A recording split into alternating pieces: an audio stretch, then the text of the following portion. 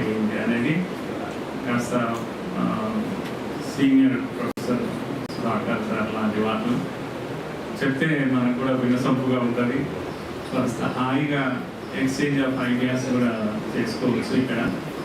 So what I will say is the very purpose of the session is బేసికల్గా teachers session. ఇది teacher మానసిక, teacher ప్రవృత్తి, వృత్తి. ప్రవృత్తి ఎవరైనా మంచి విషయం బోధిస్తే ఆయన టీచర్ అయిపోతారు. ప్రతి ఒక్కరు టీచరే, బోధించేవాళ్ళు, చెప్పేవాళ్ళు ప్రతి ఒక్కరు కూడా టీచర్. కానీ వృత్తి స్వీకరించినప్పుడు ఇప్పుడు ఏమైందంటే ఎవరైనా వృత్తి స్వీకరించవచ్చు అన్నట్టు అయిపోయింది. పిహెచ్డీ చేస్తే టీచర్, లేకపోతే పీజీ చేస్తే టీచర్. టీచర్ అనే మానసిక స్థితి ఎట్లుండాలి, టీచర్ అనేవాడు ఎట్లుండాలి, అసలు టీచర్ వృత్తి ఎలాంటిది? కనుక ఒక మాటలో చెప్పాలంటే ప్రజెంట్ ఈ 75 yearsలో క్లాస్ రూమ్లో యాక్టివ్గా టీచర్ ఉంటున్నాడు, అండ్ డల్గా ప్యాసివ్గా స్టూడెంట్ ఉన్నాడు. స్టూడెంట్ యాక్టివ్గా ఉండాల్సిన క్లాస్, ఈ క్లాస్ ఎవరిది అంటే స్టూడెంట్స్. బేసిక్గా స్కూల్ ఎవరిది అంటే స్టూడెంట్స్. కనుక మేజర్ పార్ట్ ఎవరు అంటే స్టూడెంట్ సెంట్రిక్ ఇన్స్టిట్యూషన్. అంటే ఓనర్షిప్ స్టూడెంట్ది, కానీ అధికారం టీచర్ చలాయిస్తున్నది టీచర్ కదా అనిపిస్తుంది అట్లా. కనుక స్టూడెంట్ తాను ఓనర్గా బిహేవియర్ చేయడం లేదు క్లాస్లో. ఆయన ఒక అవుట్ సైడర్ లాగా, ఇప్పుడు బెల్ అయితే వెళ్ళిపోయేది ఉంది కదా, ఇది ఈయనది కదా సార్ అన్నట్టుగా ఉంది ఇప్పుడు వాతావరణం. సో ఏం చేద్దాం అనేది చర్చ చేయడానికి ఇది ఒక సెషన్. ఇది విద్యాభారతి ఉచ్చ శిక్ష అభియాన్, ఒకసారి ఉచ్చ శిక్ష ఏదైతుందో ఉచ్చ శిక్ష సంస్థాన్. ఇది విద్యాభారతిలో స్కూల్ ఎడ్యుకేషన్ కూడా ఆల్రెడీ ఉంది, చాలా లాంగ్ హిస్టరీ ఉంది విద్యాభారతికి. ట్రస్ట్ అది దేశం అంతా కూడా వేల స్కూల్స్ ఉన్నాయి, సుమారుగా 30-40 స్కూల్స్ ఉన్నాయి. సో సుమారుగా 50 ఏళ్ళుగా ఈ దేశంలో విద్యాభారతి పనిచేస్తుంది. ఈ విద్యాభారతి స్కూల్స్ ఒక ప్రత్యేకత ఏంటి అంటే, ఎక్కడైనా మన తెలంగాణ ఏరియాలో అయితేనేమో సరస్వతి శిశు మందిరాలు అంటారు. ఈ స్కూల్స్లో అన్నిట్లో అక్కడ ప్రోడక్ట్ కనుక చూస్తే they look different. If you start speaking to them, sometimes you will be surprised the way they speak, the way they respect elders. ఇదంతా కొద్దిగా డిఫరెంట్ ఉంటారు. మన స్కూల్లో లాగా ఉన్నారు ఆ పిల్లలు. ఎట్లుంటారు అంటే వాళ్ళకు పాఠ్యాంశం ఎంత తెలుసో వ్యవహారం కూడా అంత తెలుసు. చక్కగా నిలబడి 2 చేతులు దగ్గరికి తీసుకొని నమస్తే పెట్టే స్టూడెంట్స్ లేరు ఇప్పుడు. పెద్దవాళ్ళు కనిపిస్తే ఏమనాలో కదా, ఇట్లా పెట్టాలి, ఇట్లా పెట్టాలి, హాయ్, హలో, బాయ్. సో అలా కాదు ఈ స్కూల్స్లో. అలాంటి ఒక క్యారెక్టర్, ఒక ఏమంటాం, ఒక కల్చర్ ఈ స్టూడెంట్స్లో కనిపిస్తుంది. అలా ప్రత్యేకమైన విద్యార్థులను 50 ఏళ్ళుగా తయారు చేసింది ఈ సంస్థ. వాళ్ళలో కుటుంబ విలువలు ఉంటాయి, వాళ్ళలో కల్చరల్ వాల్యూస్ ఉంటాయి, వాళ్ళలో దేశభక్తి ఉంటుంది. గ్యారెంటీ అందరికీ శిశు మందిర విద్యార్థులకు it is guarantee. They know lot about their country. భారతదేశంలో విద్యలో, భారతీయ విద్యలో భారత్ లేదు అనేది ఒక పెద్ద కాంప్లైంట్. మన ఎడ్యుకేషన్లో, ఇండియన్ ఎడ్యుకేషన్లో ఇండియా లేదా సార్? అంటే students of this country after completion of their education, they know very little about India. They know America, they may know Australia, they may know a lot of other things, global things. But India వచ్చేసరికి వాళ్ళకు 4 మాటలు India గురించి పాజిటివ్గా చెప్పే పిల్లలు లేదు. So that is different. ఆ story ఇప్పుడు మనకు విద్య, న్యూ ఎడ్యుకేషన్ పాలసీ, ఇవన్నీ కూడా మనము ఆల్రెడీ డిస్కషన్లో ఉన్నాం మనం అంతా కూడా. కనుక నేను ఆ విషయం వైపు వెళ్ళడం లేదు. కానీ టీచింగ్ లో ప్రాబ్లమ్స్ ఉన్నాయి, టీచర్ దగ్గర ప్రాబ్లమ్స్ ఉన్నాయి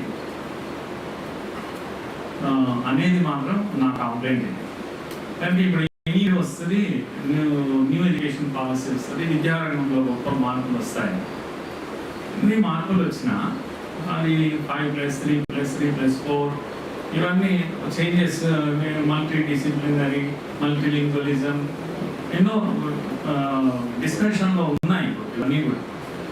కానీ క్లాస్ రూమ్లో టీచర్ పెడగాజీ, పర్టికులర్గా పెడగాజీ ఎలా ఉండాలి అనేది ఒక గట్టి డిస్కషన్ జరగడం లేదని నా కంప్లైంట్.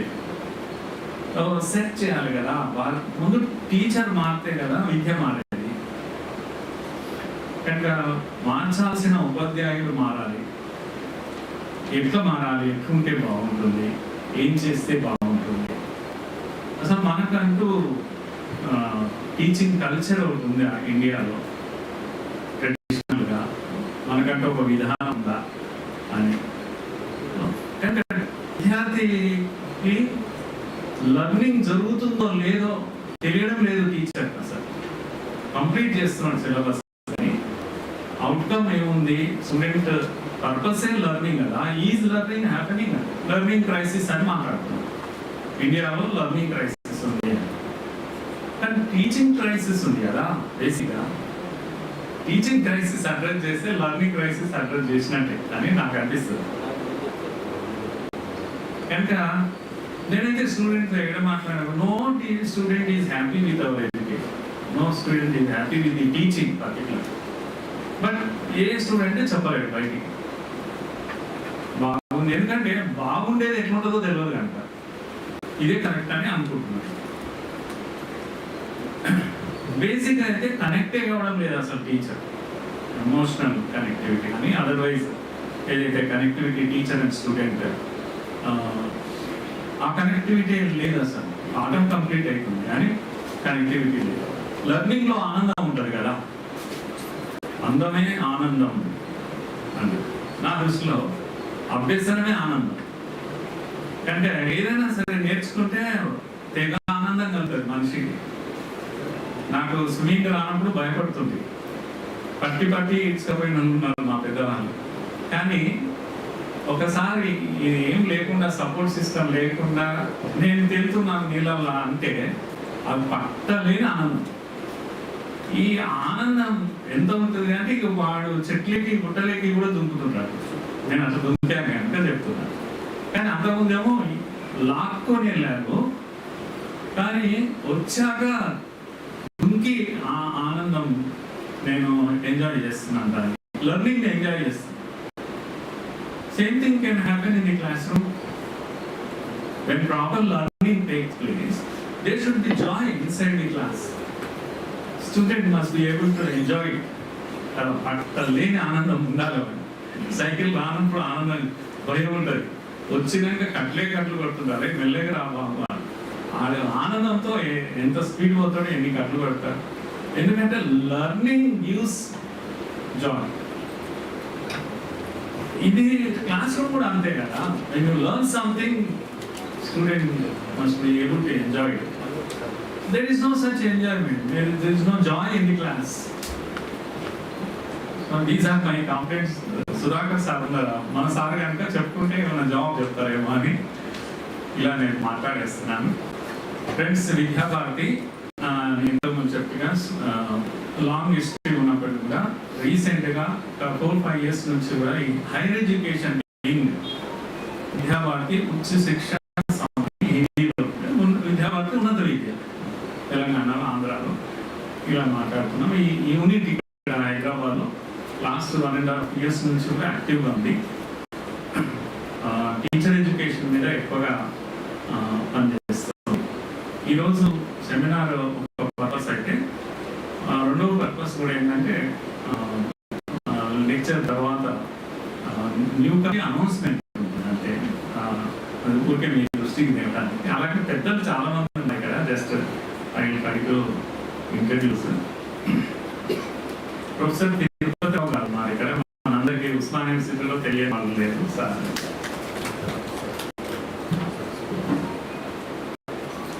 సార్ మన యూనివర్సిటీ వైస్ ఛాన్సలర్గా పనిచేశారు. ఈ మధ్య కాలంలో వారు మణిపూర్ సెంట్రల్ యూనివర్సిటీకి ఛాన్సలర్గా కూడా ఉన్నారు.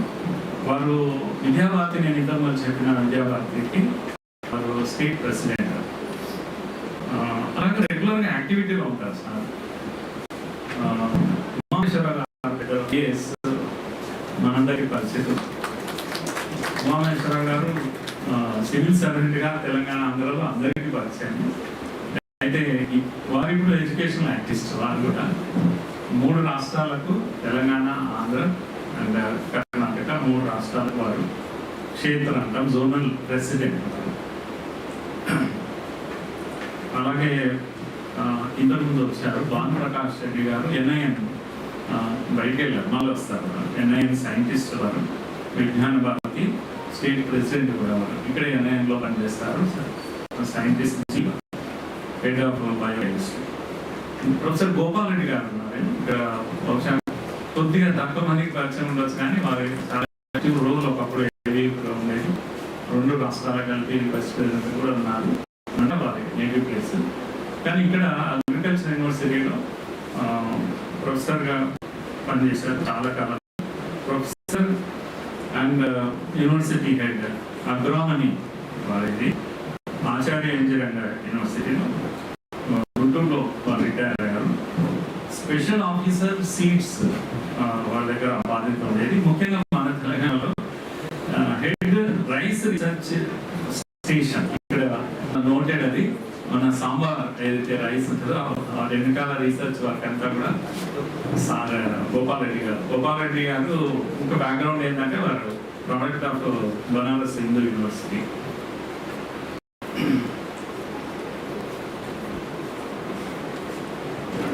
అట్లాగే డాక్టర్ సౌమ్య ఇక్కడ యాక్టివిస్ట్ మాకందరికీ ప్రొఫెసర్ కూడా. డాక్టర్ అరుణ్ ప్రొఫెసర్, ఇద్దరు వైఫ్ అండ్ హస్బెండ్ మా యాక్టివిస్టులు వీళ్ళందరూ కూడా. Professor Lalitha madam education department Osmania university. Vice chancellor గారు ఉన్నారు ఇక్కడ పాలమూరు యూనివర్సిటీ ప్రొఫెసర్ రాతో.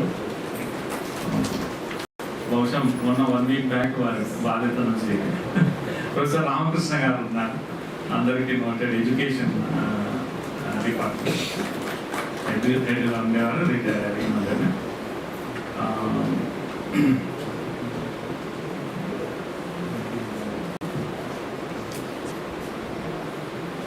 సో నేను మిగతా వాళ్ళ పరిచయం కంటిన్యూ చేద్దాం నెక్స్ట్ సెషన్లో.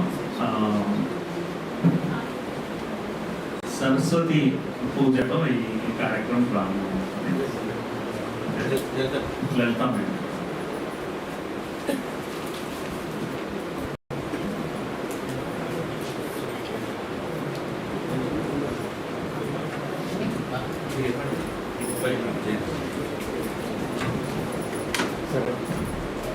అందరికీ నమస్కారం.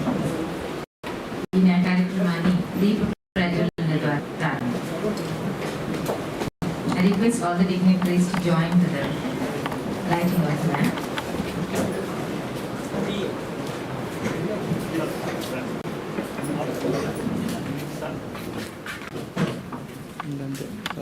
या कुन्देन्दु तुषारहार धवला या शुभ्रवस्त्रावृता या वीणा वरदण्ड मण्डितकरा या श्वेतपद्मासना या ब्रह्माच्युत शङ्कर प्रभृतिभिः देवैः सदा पूजिता सा मां पातु Saraswati निशेषजापः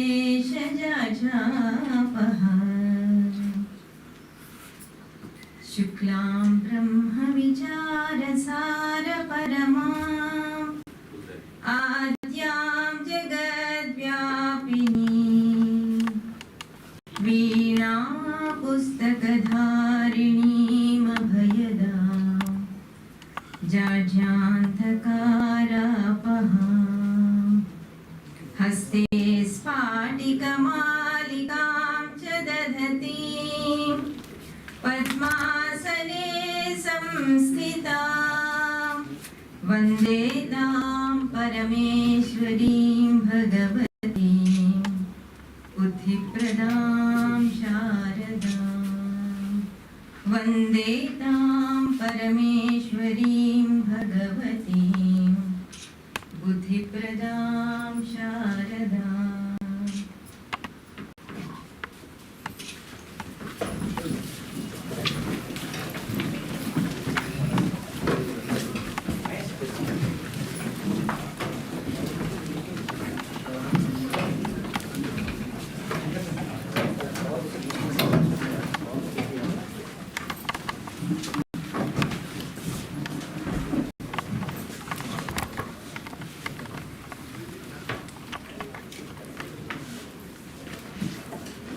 Now I request Dr. Soumya to present a flower bouquet to Professor Sudhakar sir.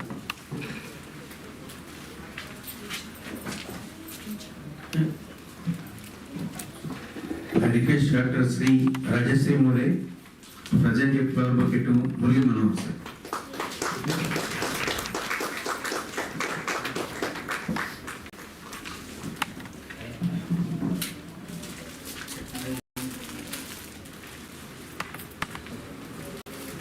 I request T. Prasanna to present a flower bouquet to our Raghunath ji. T. Prasanna.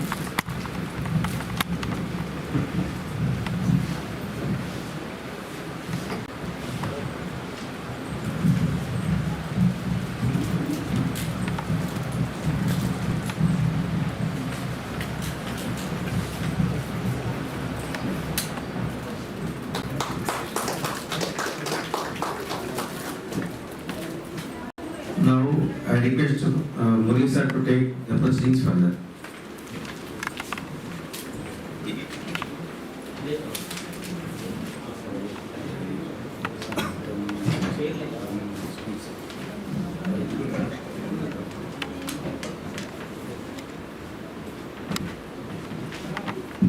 Sir, just one more minute.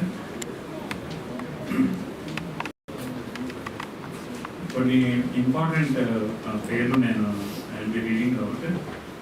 But ఇక్కడే ఉన్నారు పెద్దలు అందరూ కూడా. ఈ విద్యాభారతి ఉచ్చ శిక్ష సంస్థాన్ యొక్క Telangana స్టేట్ను guide చేయడానికి కొందరిని ఎల్డర్స్ను మనం అకాడమిక్ సెల్ అనేది ఒకటి ఫామ్ చేశాము. మన పేర్లు చదువుతున్నాను. ఇక్కడ ఉన్నారు కొందరు, ఇక్కడ లేరు. ఫ్యూచర్లో మమ్మల్ని గైడ్ చేయడానికి అంటే ప్రొఫెసర్ సుధాకర్ గారు వేదిక పైన ఉన్నారు. అలాగే ప్రొఫెసర్ వంజా మేడం, మను గీన్ ఇక్కడ ఉన్నారు. ఎడ్యుకేషన్ డిపార్ట్మెంట్ మనందరికీ పరిచయం. అలాగే ప్రొఫెసర్ స్మృతిపతిరావు గారు మనందరికీ ఇప్పుడే పరిచయం అయ్యారు. డాక్టర్ ఉమామహేశ్వరరావు గారు, అలాగే ప్రొఫెసర్ ఉపేందర్ రెడ్డి గారు ఎస్సీఆర్టీలో పనిచేశారు. అలాగే ప్రొఫెసర్ గోపాల్ రెడ్డి గారు ఇంటర్ మనం పరిచయం చేశాం. భాను ప్రకాష్ రెడ్డి గారు ఎన్ఐఎన్. అలాగే సిపి రెడ్డి గారు ఎన్సిటి మెంబర్గా పనిచేశారు. అలాగే విద్యాభారతి ప్రాంత సహకార్యవాహం కూడా కార్యదర్శిగా ఉన్నారు. విద్వత్ సమితిలో కూడా వారు కార్యదర్శి.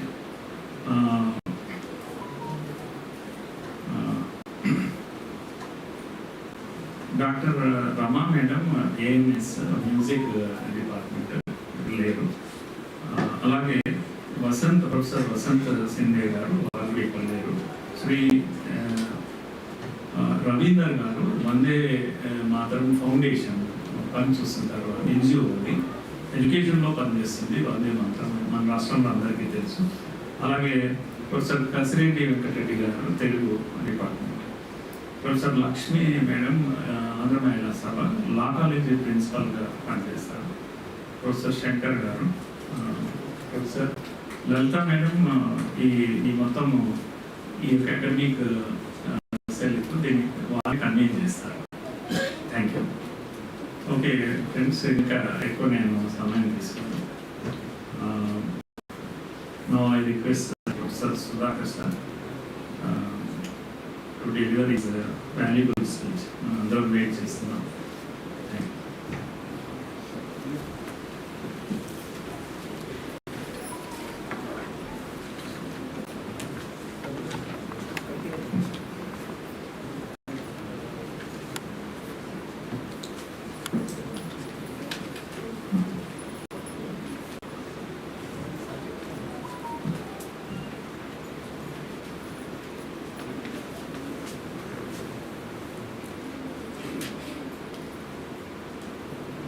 Respected Sri K.N. Raghunandanji and Sri Murli Manohar sir, Professor Tirthaprabhu garu, Sri Umameshwaru garu, Mohan Prakash Reddy garu, Gopal Reddy garu, and many other seniors who are closely associated with Vidya Bharati.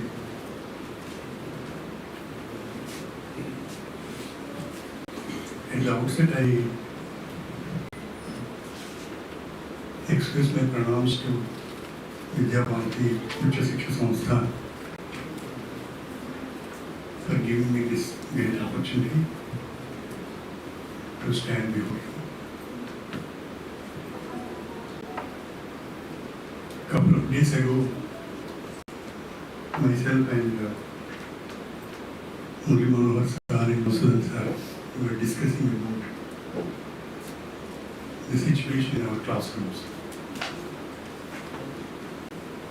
And suddenly sir has suggested me, he has given me some inputs, some insights, and he asked me to compose these inputs into a meaningful narrative and present in this particular occasion.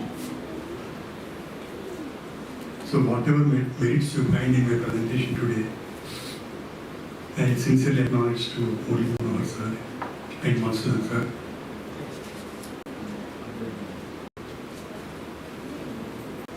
And going into the topic, I just want to recall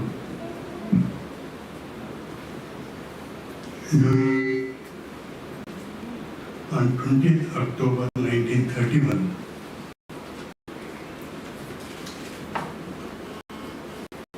Mahatma Gandhi was addressing a conference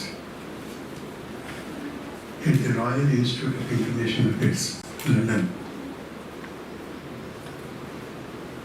And Gandhi made very valuable and remarkable statements which have become very controversial that time. Gandhi stated that literacy had declined in India in the past 50 to 100 years and held the British responsible for it. This statement which Gandhi made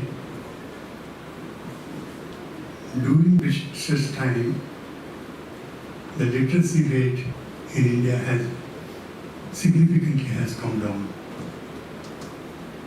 And this statement the Britishers could not digest this statement. In the same meeting, Mahatma Gandhi mentioned that, I quote, the British administrators, when they came to India, instead of taking hold of things as they were, began to root out them. They scratched the soil and began to look at the root and left the root like that, and the beautiful tree perished.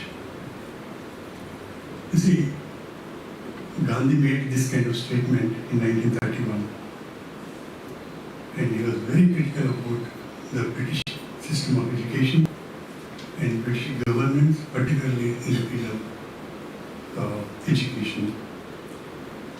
Taking this idea, how the beautiful tree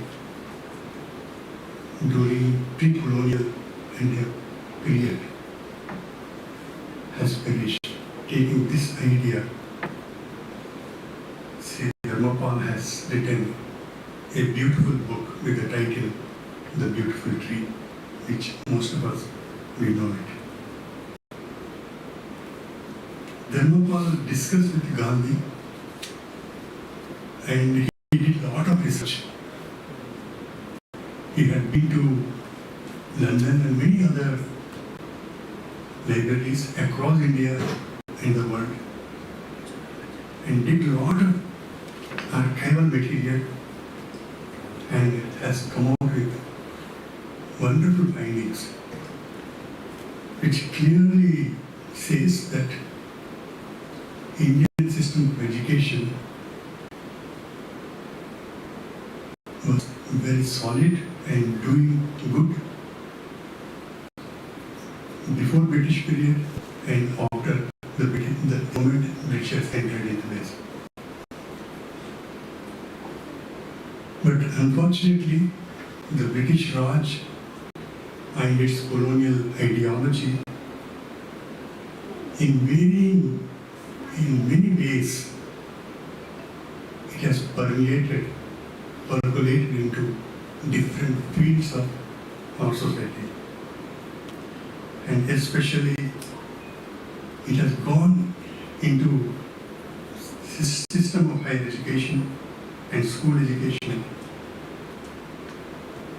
So we cannot see the British rule in isolation. We need to look at this, the kind of reforms Britishers have introduced, the kind of rules and regulations they have introduced to regulate this entire system of education in this country.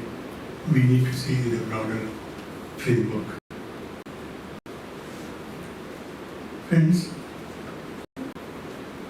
the present system of education in our country also we cannot see in isolation. It has its own cultural, historical, intellectual roots in the West and European world. The way I think today is partly European, sometimes dominantly European, the way I think, the way I interact in my institutions of learning.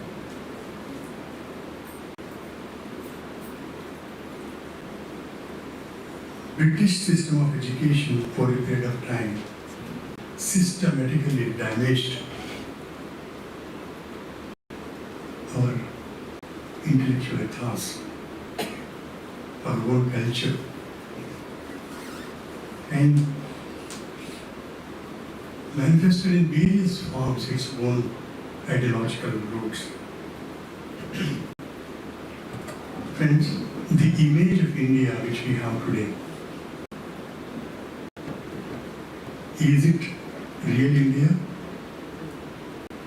Sir Mulmanahar sir also mentioned about the idea of Bharat. It doesn't exist in our mind because when we think about India, we always think in terms of market economy, in terms of European ideals. But our idea of India, the real idea of India, Bharat, when I think about it, it has roots in Indian culture, Indian history, Indian tradition. I need to derive from my own intellectual history the idea of India. That unfortunately I am not able to. Most of us, we don't have that idea in our mind.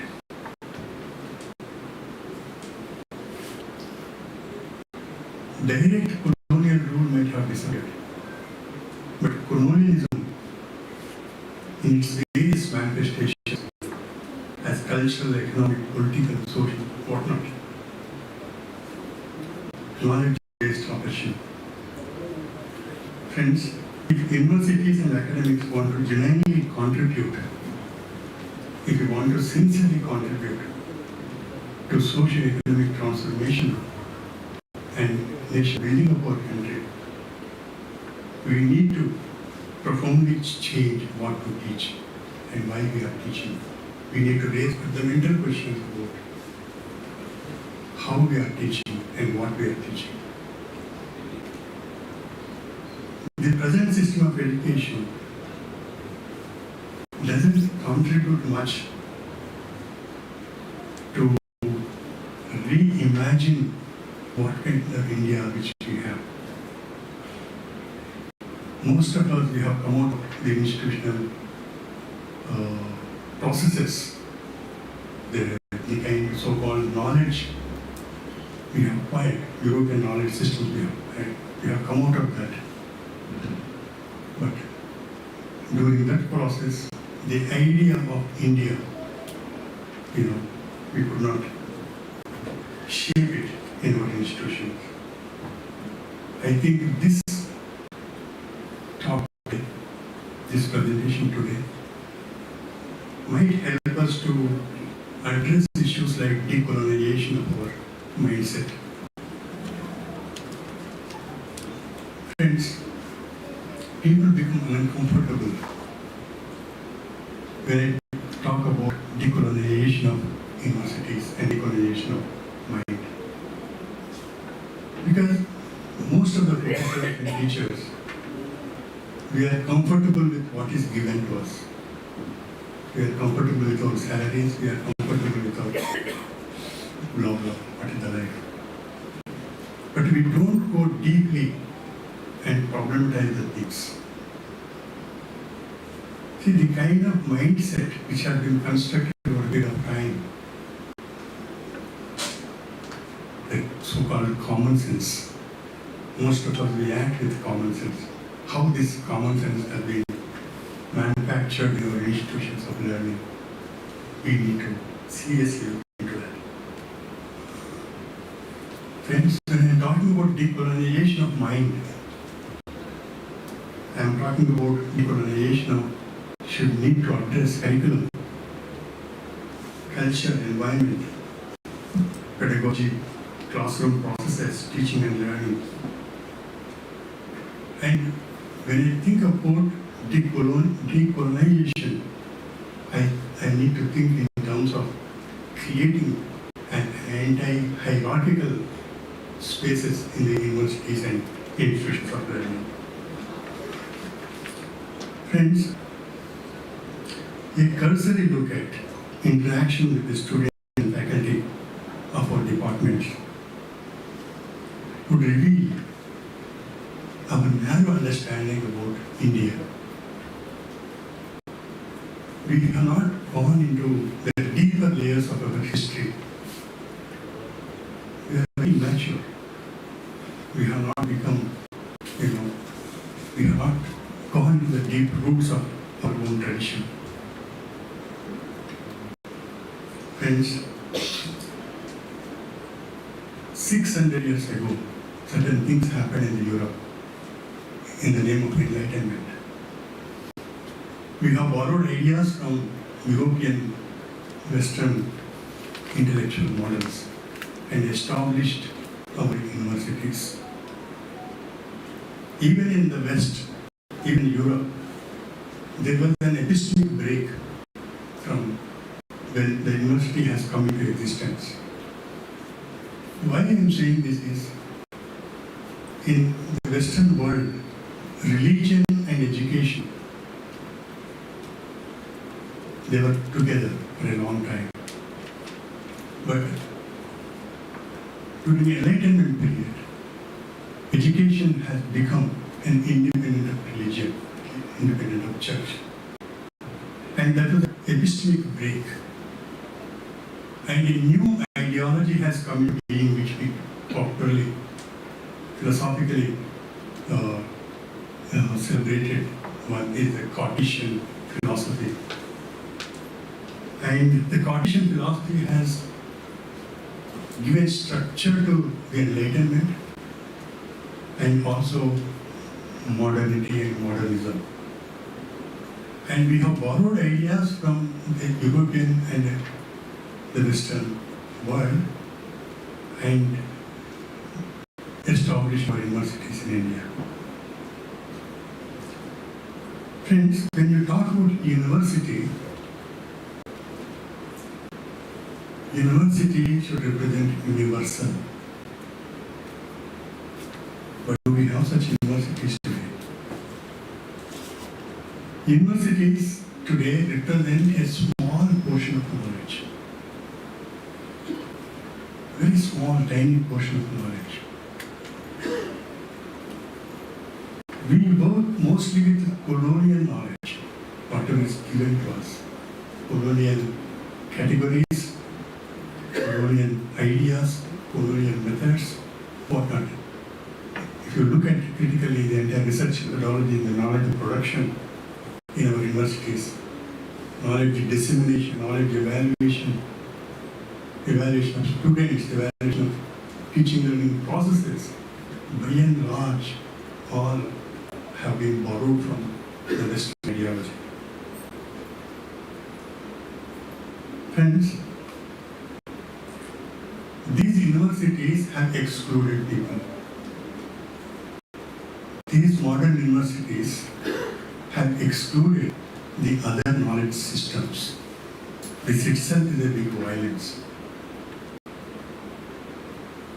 Our universities do not entertain how our native systems of knowledge, like for example, Ayurveda and different occupational knowledge systems, different art forms, different folklore,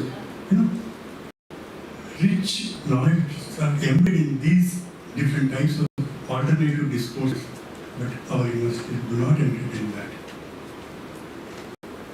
And we have constructed a boundary. This boundary may be a physical boundary or a conceptual boundary around the university. We have it down strictly. We enclose. We close university. Our universities are not open. We restrict our syllabus. We define the syllabus. We define the procedures. All such things you try to reflect on each and every action, each and every activity in universities and higher education. They're all partisan. They're all not broad. We have not included different alternative systems of knowledge. We have excluded many people out of this. Only what we can do is what is the Western ideas, that only we are doing it. How to construct a temple. The people who construct temples in India, still we have the knowledge systems. But unfortunately that has been excluded. There are many occupations which have different kind of knowledge systems that we have excluded from the university. Friends, university we claim that we are knowers, okay? And others who are not included in the system, we say that they do not know and we know. This is a demarcation which we make always. This is a kind of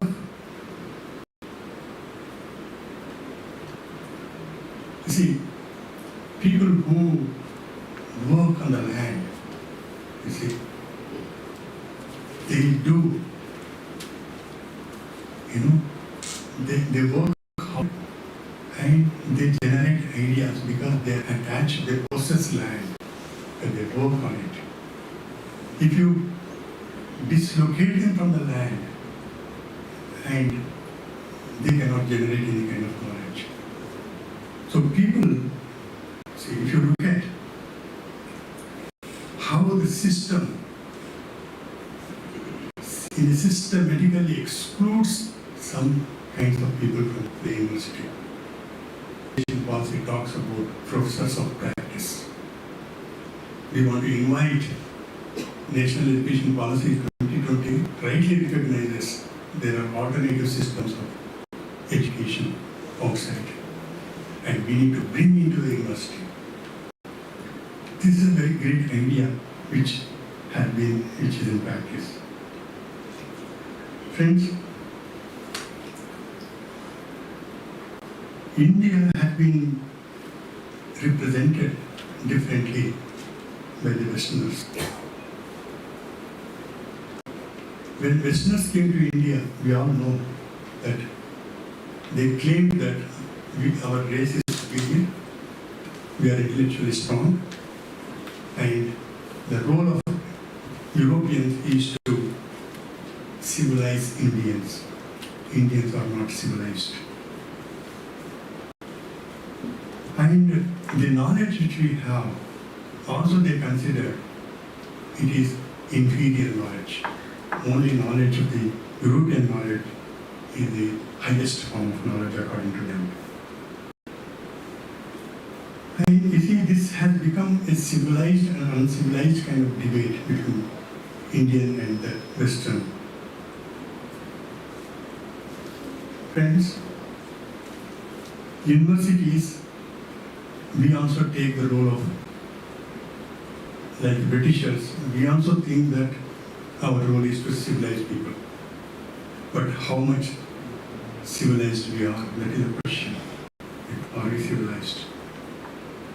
We have become obsessed with so many disciplinary systems of knowledge. We are always confined to our own disciplines.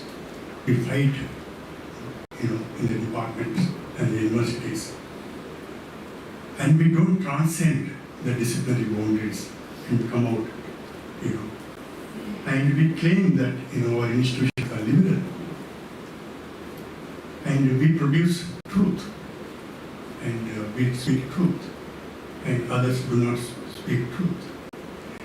Try to understand, how these so-called universities manufacture its own knowledge. Friends, this system of knowledge production needs to be democratic, but unfortunately, that democratic way of looking at democracy processes do not happen because we have that colonial mindset. We entertain hierarchy. Within the department itself, there is a hierarchy. We always celebrate that. Eurocentric domination in our universities in a systematic way did a lot of violence. And this violence, I will tell you 3 important facts. One is at the ontological level. European modern universities or modern universities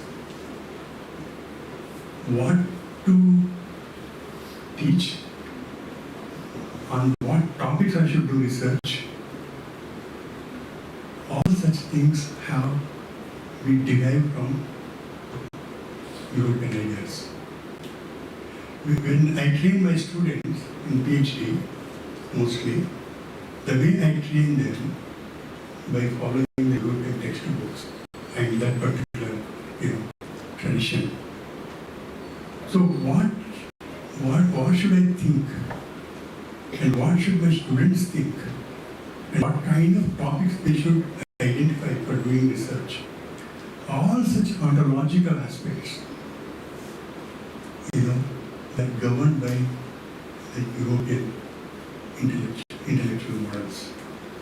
So what I say is, at ontological level, there is a violence. And also, at the level of knowledge itself, when you talk about knowledge, certain knowledges I just mentioned, that they don't consider it as knowledge. Even in universities, we don't consider certain systems as knowledge at all. That itself is a kind of violent behavior which we adopt in our universities. Friends, this kind of epistemological, knowledge-related injustice in our everyday practices and institutions, we need to explore, dig out how the colonial mindset has gone into our thinking, our feelings, and our actions. At every point, we need to explore clearly. Actually, what kind of experiences my students should undergo That itself, the experiences which I give to my students, they are not indigenous. They are not what they require. So there is a kind of violence at every level, in our institutions. Not just structural violence, which I'm talking about in the structure of the department and disciplines, but also at the practices level. And when English as a medium of instruction was introduced in India, English, the way you think should be in English, the way you should feel, act should be in English. This kind of theology kills our imagination. It did in India. You see, English medium of instruction totally killed our imagination. The beautiful languages which we have. Sanskrit was such a aesthetic, beautiful language. And we don't recognize that in our universities. Actually, Sanskrit language has a lot of knowledge systems within it. And unfortunately, this system of education, it didn't allow me to learn Sanskrit. I was not encouraged to learn Sanskrit if I look at my own academic life. Why? Now I feel I want to learn Sanskrit because now I recognize the importance of Sanskrit. I have seen, I have gone, I referred some texts when I was reading an English version of Anandavardhana's Dhanyaloka, because I was asked to share some of Indian intellectual traditions with the Western world. I started reading the text. But the text I read was translated by an European in English. When you say a text in English translated, Sanskrit translated into English, Sanskrit is such a language which has a lot of nuances, a lot of meanings. It's the moment you try to translate, there is a kind of the issue of erasure of meanings. And how do you address this issue? How to read the original text? I have to learn Sanskrit. Then I feel very much, it's very painful to me. Although I spent more than 40 years in academics, but I could not learn Sanskrit. This system never allowed me to think that you should learn Sanskrit. No one motivated me. Why? Because the ecosystem itself, university system itself, you see, they never make you to think about your own tradition. They never allow you to connect with your context. This is the mindset. This need to be, we need to take it seriously and address. Friends, so many scholars who were impressed with Indian Sanskritic traditions, intellectual tradition, came to India and learned Sanskrit. Fortunately, people like Max Muller, Saussure, were great philosophers who came to India and learned Sanskrit and went to Europe and started departments of Sanskrit. And now in Europe, in Germany, we have wonderful departments in Sanskrit who are doing serious work. But there are very few exceptions. But unfortunately, Sanskrit department of Osmania University is insignificant. No one looks at that. such a,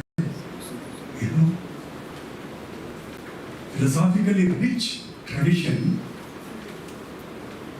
where Sanskrit, poetics and philosophy were together. That kind of tradition,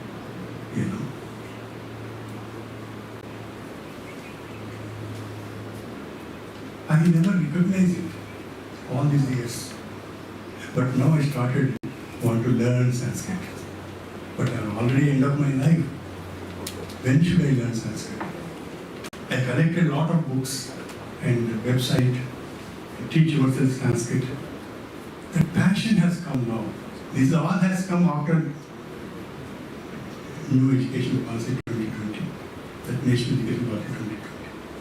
Because it has created a lot of vibrant, very different kind of discussions, debates around the country. Because I have been visiting many places in the country, talking with people, sharing my ideas, interacting with many scholars. Then I realized that India is different. There is a different kind of India. I should discover that India. For that, I should go to roots, to the original text. And even now, we are not thinking seriously about making Sanskrit compulsory in our system of education. That's very unfortunate. Very unfortunate. Sanskrit it's a different kind of phonetic system. The phonology is totally different. The morphology is different. The moment you chant a shloka in Sanskrit, it energizes your entire body. It's a different kind of, it contains different kind of physiology, different kind of medical science, everything it has. Unfortunately, that I don't. Sometimes it's very painful to me. But I don't stop. I try to learn. I want to read the original text. The beautiful tree which disappeared, I want to bring it back. I want to see the same beautiful tree in India. Friends, there's a lot of imagination in Indian languages. Indian languages which have come into being from Sanskrit. Many languages. I mean, when you go back to pre-Vedic period itself, the kind of imagination people have in India, the moment you read about pre-Vedic literature, amazing. It is shocking also. Do we have such intellectual tradition in India? People debating, discussing about cosmological questions, questions related to the life, questions related to well-being, questions related to very, metaphysical questions in a matured way. Unfortunately, we have not touched that in our universities. Friends, sometimes I feel that consciousness should move on, and it has to go, get, that kind of take its evolutionary path. But somewhere, something got stuck. So we need to seriously think about it. No doubt scientific knowledge is important. No doubt we need to integrate the new technologies, new systems of knowledge which are emerging today, including digital technologies, so-called artificial technologies.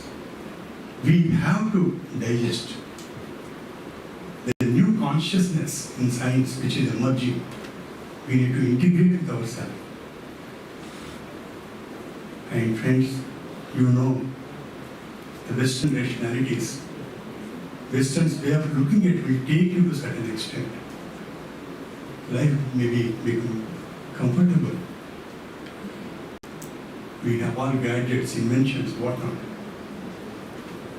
But ultimately, you need to realize, the ultimate consciousness, your liberation of your life. That's a different kind of state of consciousness you need to reach. For that, science doesn't take you to that level. Or digital technology do not take you to that level. Somewhere you have to become intuitive. You need to transcend all kinds of rationalities, all kinds of technologies. Because people like Sri Ramakrishna Paramahamsa has got that kind of intuitive, transcendental wisdom. Then we experience interconnectedness, that everything is connected. Friends, unfortunately, such kind of Vedic wisdom is not entertained in our universities. We are isolated. We have become individuals. When I go to my university, I see the departments, we all feel we are individuals. We are not connected. There is no that kind of divine spiritual bonding at all. Nothing. Why? Why? Because the way we think is colonial and European, Eurocentric kind of thinking. But the issue before us, friends, is how do we decolonize the entire system of education. This is a very important part of it. And this should start in the classrooms. Classroom discourses which we construct need to be very, very vibrant. They should transform our students qualitatively so that they can imagine the real India, a different kind of Bharat. When we talk about pedagogy, pedagogy is not merely happens in classrooms. Pedagogy not just happening in universities. Pedagogy also happens outside. Pedagogy is happening today in malls. You see? Pedagogy is happening today in different kind of film clubs, different kind of restaurants. Market has given different spaces where different kind of teaching is happening. The hidden values, inhuman values, which are hidden, pregnant outside. We need to identify that. Friends, when I'm talking about pedagogical violence, every day we teachers, we do pedagogical violence in class, a kind of violence. Because why I'm saying this is, we commit violence, we do violence, because our mindset itself is colonial. The way I look at my students, I treat them as objects, not subjects. I can manipulate my student. I can regulate my student. I can exercise power on my student. This is the way I think. I am totally disconnected with my students. They come and go. I go and I come. But they all happens like that. But we don't have that emotional attachment, that divine attachment. We don't have that in the institutions. Why? Even if you look at Indian villages today, the kind of bonding they have, if somebody dies in the village, entire village, goes into the procession. Such kind of belongingness, it's no. The way I look at my students, the gaze, what you call it, a gaze, I don't know, in the way you look at, itself is colonial. Because I look at students that I am superior and students, they are nothing. They are just insignificant to me. That's why I don't work with my students. I don't collaborative work with my students to generate knowledge. No.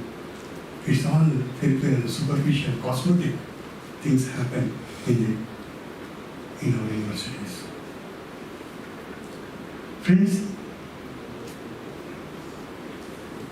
the kind of system of education which we are designing, maybe I may be wrong here sometimes. I am not that competent. When last night Dr. Shankar called me and said, "Sir, when you are making a presentation, don't say to anyone that you don't know anything and and don't say like that. Whatever you say with authority, authenticity." That's what he suggested me. Because I am a colonial subject standing before you. I am docile. I have become like this, Shankar, because the way I was groomed in these institutions, so docile. This kind of knowledge systems which manufactured me, made me like this. That is the issue. Friends, if I go a little deep, I need to be a little critical about our own curricular designings, the aims and objectives, learning outcomes, everything we are defining now, what students should come out. See, what kind of outcomes I want to see in student. Everything I am defining before teaching itself. Teaching and learning is not open. It is not flexible. I am trying to arrest teaching. I am trying to close teaching learning process itself by defining objectives. This may be little, you may be little uncomfortable, those who are deep rooted in the curricular design and other things. But the experiences and the evaluation, testing procedures which we have, the entire technology of evaluation itself, there is something wrong. We always think in terms of merit, but we don't know how to do the idea of merit itself. And we talk in terms of performance. We don't have idea of performance. What? These are all Western notions, Western ideas, Western categories. And we take all these categories and do a lot of violence in the class. And when I'm conversing with my students, when I'm talking with other teachers, with all these words, I construct my own stories in the department. Friends, another important pedagogical violence which I have mentioned is borrowing, the behavioristic psychology, and this is happening from all regulatory bodies in this country. We need to be very sensitive. We need to be very alert. We have to bring our own wisdom, dig out our own Indian intellectual traditions, the Vedic and pre-Vedic literature. We need to understand, and educational ideas should emanate from that, not from the Bloom's taxonomy or behavioristic psychology outside. Friends, we play with so many words like efficiency, quality, knowledge, standards, rationalities, quantification, hierarchization, ranking, indoctrination. We, all these words, when you There are lots of words which are westernized words. Using such words, that kind of language, that kind of categories itself is a violence for me. We need to invent. We need to invent new language, an alternative language, which can engage our students meaningfully in our classrooms. Friends, this kind of undemocratic teaching learning processes which I adopt in the classrooms. I am not going into so many processes, but European minded, colonial minded teacher like me, when I am in the class, I don't do democratic teaching. Okay? Because of that, students get alienated from their own self. They are different. There is always an alienation in the classrooms. What students are and what the bodies which exist in the class is totally different. There is a lot of gap.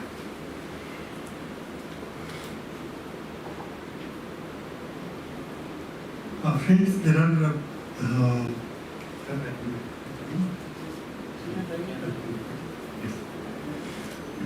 when I talk about the violence in the class, there are different types of violence. Mostly we know physical violence, physiological violence, where you make students to stop. And there is social psychological violence which happens, which is very important. Exclusion of students. This we have learned from the colonial mindset. Because colonialism always operates on the principle of hierarchization. Okay? It always operates on that, and it always operates on binarism. Binarism, binary, mind and body are separate. See? This mind and body are independent and separate. This is a colonial idea, which we have incorporated into our system of education. Gandhi critiqued this. Gandhi has given an alternative system of education, a different kind of value education which Gandhi talked about. Because he doesn't agree with this kind of binary division between mind and body. But you see, if you look at most of the universities, what they do, they claim that they only are concerned with mind, nothing to do with the body. But there is an organic relationship. Indian philosophy itself says, almost all philosophies in India, they talk about, they never see any kind of division between mind and body. For them, they are one. The reality is one. That kind of thing. And because we have that kind of mindset, we always act with hierarchical, binary kind of thinking, we try to eliminate students. And that creates a lot of emotional violence in the classroom also. With emotional violence in the various forms. That day, Murli Manohar sir was talking about English classrooms. There is a neoliberal market. You need to learn English. English has become necessity. English has become indispensable. Without English, you cannot get a job. You cannot be employed. You see how the market has come to that stage, making English as a global language. The politics of globalization you try to understand with English. It disturbs us, the wonderful languages which we have, our own Telugu, Tamil, Malayalam, Hindi, what not?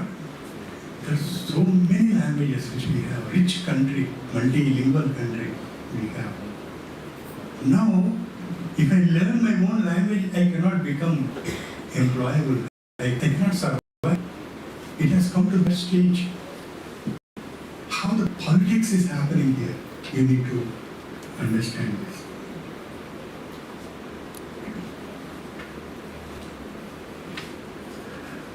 Friends, colonial mindset never allows me to recognize, to respect my students. That is also another aspect. I don't accept them as that they have ideas. You know, I never accept. You know. So because that kind of what you call all negative feelings come into my mind. Why? Because I am groomed in that kind of thing. And because of this, there are so many fallacies which I commit in the class. I have lots of cognitive biases when I interact with my students, when I am engaging the text, when I am interpreting the text. There are a lot of cognitive biases, logical fallacies, deceptions, whatnot. I am not going into all these things, but there are lots of things which one can identify. Friends, we need to build an alternative pedagogy. That is the point. Decolonization should start not from University Grant Commission or Ministry of Education, but it should start with us. You know, it should start in our classrooms. We need to stop this kind of violence. You know, we need to think about a pedagogy of responsibility and pedagogy of peace and harmony and living together. How do we establish this? For this, we need to do a lot of work. We need to study a lot. It's not that easy to come up with that. How best I can, instill self-esteem in my student. How can I make student who can learn on his own, independently? How can I make my own students self-regulated learning?